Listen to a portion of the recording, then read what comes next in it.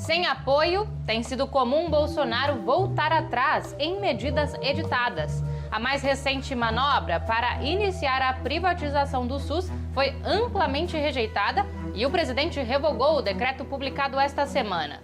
Nossa reportagem mostra como a bancada governista tem se organizado para viabilizar a privatização do sistema de saúde brasileiro.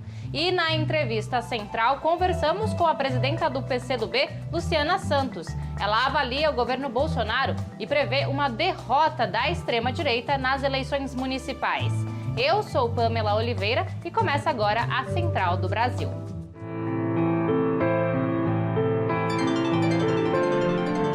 Central do Brasil. O líder do governo Bolsonaro na Câmara, Ricardo Barros, do PP, quer iniciar um novo processo constituinte. A medida não foi bem recebida. A Ordem Nacional dos Advogados se manifestou contrária aos projetos de Barros, classificando a atitude como uma armadilha perigosa. No embarque imediato, o cientista político André Singer avalia o projeto de Barros. Embarque imediato. Eu acho essa proposta muito ruim, porque, na verdade, nós temos uma Constituição, que é a Constituição de 1988, que foi o fruto de um longo processo de redemocratização do Brasil. Ele foi o resultado, essa Constituição foi o resultado de um longo processo de luta para deixar para trás a ditadura militar e colocar o Brasil no rumo da democracia. E essa Constituição é uma Constituição muito avançada. Ela é uma Constituição que garante uma série de direitos muito importantes para o povo brasileiro.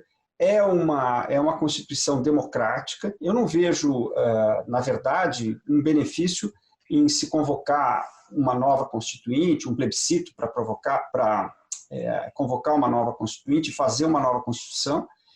Na verdade, eu acho que o principal problema do Brasil está em garantir que a Constituição de 88 seja respeitada e realmente ela vigore, né? Então, eu acho que seria muito ruim se uma proposta como essa viesse a ser aprovada. O deputado Ricardo Barros também foi peça central na antipopular estratégia de privatização das unidades básicas de saúde do SUS em plena pandemia. Por conta da altíssima rejeição, tanto da esquerda como de seus aliados, o presidente Bolsonaro recuou e revogou o decreto 10.530. Afonso Bezerra nos conta mais na reportagem. Nacional. O decreto revogado por Bolsonaro pretendia entregar para iniciativa privada parte das operações das unidades básicas de saúde. A ideia faz parte de um conjunto de medidas iniciadas ainda sob o governo Temer, um projeto político em que o ex-ministro Henrique Mandetta e o atual líder do governo na Câmara, Ricardo Barros, são operadores estratégicos. Barros, ex-ministro de Temer, inclusive, defende o desinvestimento no SUS, como observa Fernando Pigato, do Conselho Nacional de Saúde. O Ricardo Barros, ele foi, inclusive, ministro da Saúde. Quando ele foi ministro da Saúde, ele era um dos que dizia que o SUS não precisava de mais recursos. Inclusive, se vangloriava em tirar dinheiro do SUS. Ao explicar as ideias do deputado Ricardo Barros, Alisson Sampaio, da Rede de Médicos Populares, explica a natureza do projeto político com forte apoio de parlamentares que desagou no decreto revogado pelo presidente. Existe uma obra de retórica nessas empresas e nesses deputados contra a Constituição de 88, como é o Ricardo Barros, né, de que você ampliar a cobertura de planos de saúde, hoje 24% da população brasileira é coberta por esses planos, e você ampliar, você desafogaria o SUS. A ideia de ceder o SUS ao serviço privado se traduz em uma série de ações nos últimos anos, como o novo modo de financiamento, a criação de agência privada de desenvolvimento da atenção primária e a redução da cobertura deste setor, uma proposta que prejudica a população mais pobre, como nos conta o deputado federal Alexandre Padilha. Maior impacto sobre a população é que o governo ia abrir mão de cuidar, de investir na atenção primária em saúde reduzir ainda mais os recursos e passar esse recurso para empresas privadas que só têm interesse de atuar nas regiões onde elas possam ter retorno de lucro para os seus bolsos. Literatura nacional, pernambucana e contemporânea. Vamos conhecer a dica cultural da historiadora Rebeca França. Parada cultural.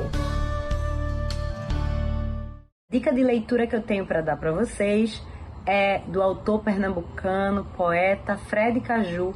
Ele tem várias obras publicadas, entre elas Arremessos de um Dado Viciado, que foi publicada em 2017, e também um dos meus livros preferidos, Breu, que foi publicado em 2019, ano passado. É um livro bem introspectivo e traz a gente a reflexões que, principalmente nesse contexto de pandemia, né, que nos mostrou que voltar para dentro é importante, abriram muitas perspectivas. O período tem sido de muita resistência de artistas aos ataques ideológicos de Jair Bolsonaro e ao desmantelamento das políticas de financiamento da cultura. Nessas eleições, a categoria se movimenta para garantir que a cultura seja mais valorizada, com políticas públicas efetivas. Vamos para a reportagem de Nayata Wani. Trilhos do Brasil. O setor cultural ainda é pouco debatido na corrida eleitoral de 2020. O cenário de pandemia escancarou a necessidade de pensar em políticas públicas urgentes para este setor tão essencial na sociedade. A falta de verbas e o avanço da censura dentro da cultura expõe o quanto esta questão ainda precisa progredir, como afirma Val Conceição, coordenador da Associação Cultural Move Afro, de Feira de Santana, na Bahia.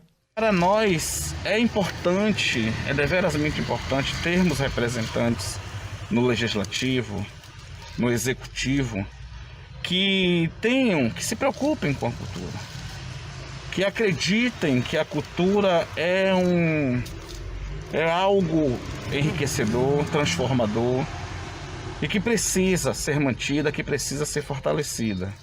Os ataques à cultura se intensificaram com esse governo. Em setembro, o ministro da Economia, Paulo Guedes, cortou 36 milhões de reais de 5 órgãos culturais.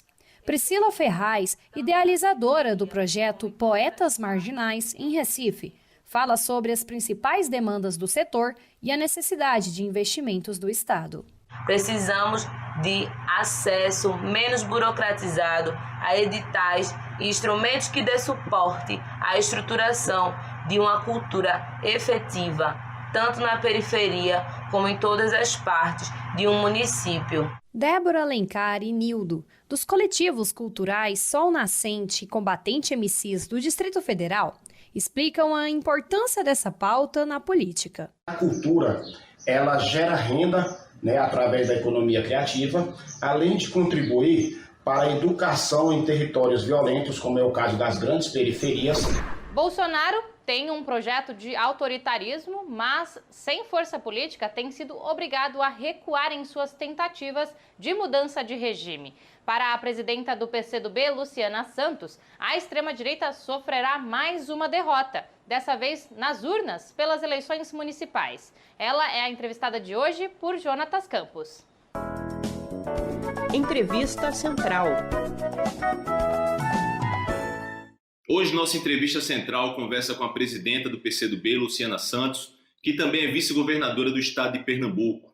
Presidenta, agradecemos sua presença nesse programa. Bolsonaro conseguiu estabilizar o ambiente político no seu governo, aparentemente, pelo menos, com o seu acordo com o Centrão. Diante disso, qual o cenário político que a senhora avalia para as forças progressistas na oposição ao governo Bolsonaro? Então, em primeiro, Jonathan, eu concordo com você que é um aparente, né?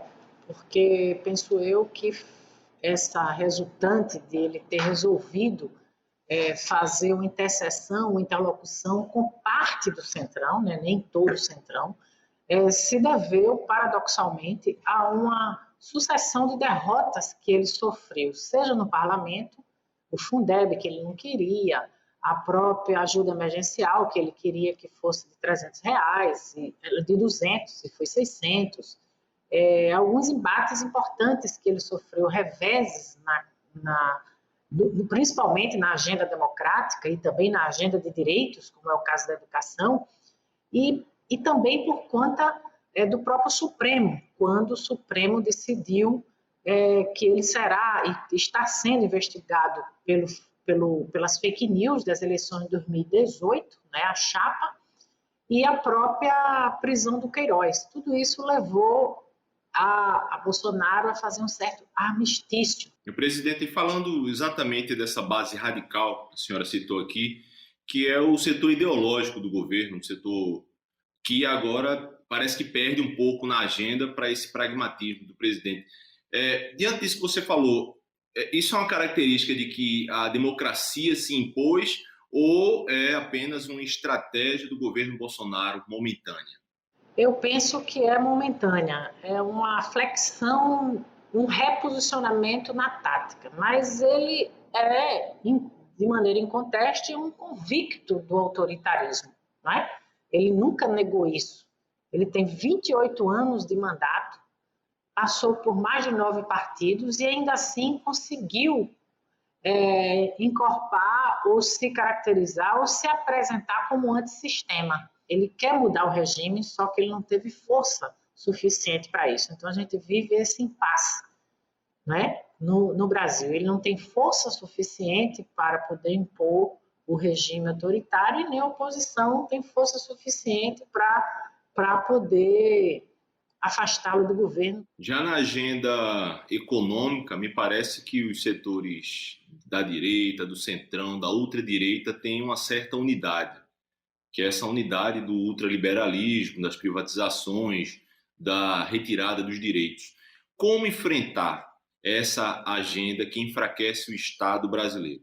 O que eu penso, Jonathan, é que com essa pandemia se muda muito o debate sobre o papel do Estado, né? A pandemia é um fenômeno avassalador, um vetor que hoje impulsionou as crises múltiplas da geopolítica mundial, inclusive, e no Brasil. É perceptível que mesmo no núcleo econômico do Bolsonaro, Guedes e o próprio anúncio que foi feito pelo Ramos, né, pelo general Ramos, em plena pandemia, que anunciava investimentos públicos para a retomada de infraestrutura urbana, e mesmo hoje o papel de Rogério Marinho no Ministério da Integração Nacional vai na contramão de toda essa lógica da regra de ouro, do teto de gastos, e mesmo aquilo que impulsionou a retomada da popularidade dele, embora ele não quisesse, que foi a ajuda emergencial. Presidente, uma última pergunta, agora sobre o processo eleitoral. Esse ano nós não temos a coligação, né? A coligação entre partidos, o que pode ter fragmentado um pouco a união entre os partidos de esquerda. Como o PCdoB está atuando nessas eleições municipais, tanto nas candidaturas ao Legislativo quanto ao Executivo? Eu acho que a própria eleição agora municipal, até agora, o que a gente tem procurado acompanhar é que a extrema-direita, o ideário do bolsonarismo mais explícito, ele também perdeu força nessas eleições de 2020. Né? Hoje você vê que o centro da política é o que prevalece. Centro-direita, né? ou em algumas... mais o centro para centro-direita. Tem candidaturas nossas, do nosso campo, que lideram pesquisas nas capitais. Então, é uma situação muito mais equilibrada do que o revés que nós sofremos há 2 anos atrás. Né? É possível que a gente, nessas eleições, tenha como saldo a derrota da extrema-direita no Brasil. Eu fico por aqui. Reveja os nossos conteúdos em nosso Instagram. Acesse @Programa Central do Brasil. Até amanhã.